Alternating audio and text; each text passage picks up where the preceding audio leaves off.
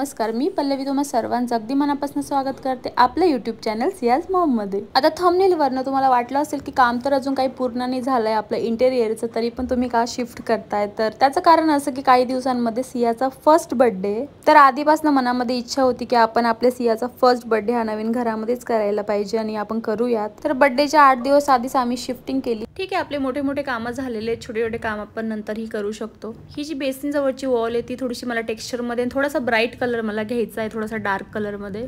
हा colour Asian पेंटच्या ज्या कार्डवर तुम्हाला तर मिळूनच जाईल, टेक्स्चर मध्ये आहे, थोडासा ग्रीनिश मध्ये।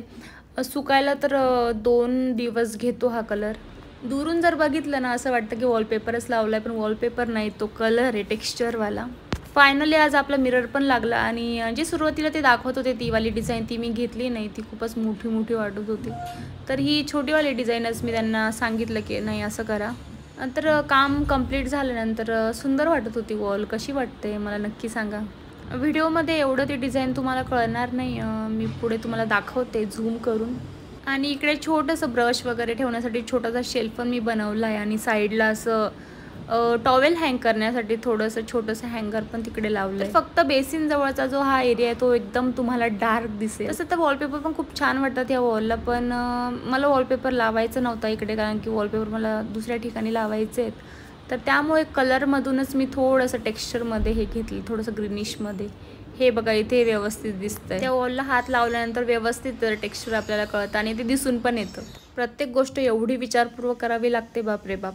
आणि हे ज्या 3 मोल्डिंग दिसतात तर इकडे आपले येणारे फायनली वॉलपेपर। सध्या तर एवढी धावपळ चालू आहे आणि त्यामध्ये ही शिफ्टिंग, तर इकडे आमची ही 3ऱ्या वेळेस शिफ्टिंग असेल। पहिली संभाजीनगर टू ठाणे, नंतर ठाणे टू पुणे आणि पुणे परत आता इथूनच इथल्या इथे 2 किलोमीटर परत, पण फायनली नवीन घरामध्ये, स्वतःच्या घरामध्ये। मग ती खुशी जरा वेगळी आणि थोडीशी हेल्प करण्यासाठी दीदी जिजू आहेतच आणि 8 दिवसांमध्ये त्यांची पण शिफ्टिंग आहे। एवढी शिफ्टिंग झाली पण असं काही सामान वगैरे कधी तुटलं नाही, कारण प्रॉपर मूवर्स आणि पॅकर्सच आम्ही लावले होते आणि ठीक आहे म्हटलं यावेळेस पण लावूया। थोडे पैसे जातात पण मग सामान कुठलंच काही खराब होत नाही। सर्व काही सेपरेटच ते पॅक करतात, कपडे वेगळे, भांडे वेगळे, जे काचेच्या काही गोष्टी असतील त्या वेगळ्या पॅक करतात, काही तेला तुपाची जेही असं लिक्विड वगैरे गोष्टी असतील सगळ्या ते पण वेगळे पॅक करतात। तुम्ही समोर बघताय त्या म्हणजे बँगल्स पॅक करतायत ते, त्याच्यामध्ये काही काचेच्या बँगल्स आहेत तरी पण त्यांनी एवढं व्यवस्थित ते पॅक केलंय, ते बबलचं जे रॅपर येतं त्यामध्ये पॅक करतायत। त्यांचे 4-5 माणसं येतात आणि एवढे फास्टमध्ये ते पूर्ण गोष्टी पॅक करतात। तर हे आहे माझं रेंटल हाऊस, मी राहते मंत्रा मुवमेंटमध्ये सध्या। सर्व गोष्टी पॅक झाल्यानंतर घर किती मोठं आणि मोकळं वाटायला लागतं। तर हा आमचा सागवानी किंग साईज बेड आहे। तर मी आपल्या नवीन घरामध्ये मास्टरमध्ये बेड नाही बनवलाय, फक्त किड्समध्येच बनवलाय। त्याचं एकमेव कारण म्हणजे साधा उंबरा जरी लावायचा असेल आपल्याला घराला, एवढीशी ती पट्टी सागवानी, तर त्याचे 2,500-3 हजार रुपये घेतात आणि हा एवढा मोठा एवढा चांगला बेड म्हटलं त्याला आपण किती जपायला पाहिजे। आणि फायनली अशा 2 गाड्या भरून आपलं सामान व्यवस्थित बॉक्सेसमध्ये पॅक करून आपल्या नवीन घरामध्ये फायनली आलंय। आणि हा जो रात्रीचा मी व्हिडिओ शूट करते तर आता साधारण 11 वाजले होते। तर आता तर काही एवढं काही सामान फिक्स करणं होणार तर नाही, रात्रीचे 11 वाजलेत।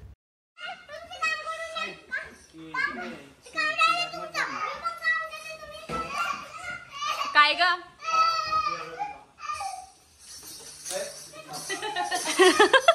एवढा मेकअप करून। तर गणपती बाप्पा बसल्यामुळे आज थोडासा प्रोग्राम होता तिकडे, तर आम्ही तिकडेच जेवण केलेलं आणि म्हणून दीदींनी एवढा मेकअप केलाय आज आणि मेकअपमध्ये त्यांचं सामान लावणं चालू आहे।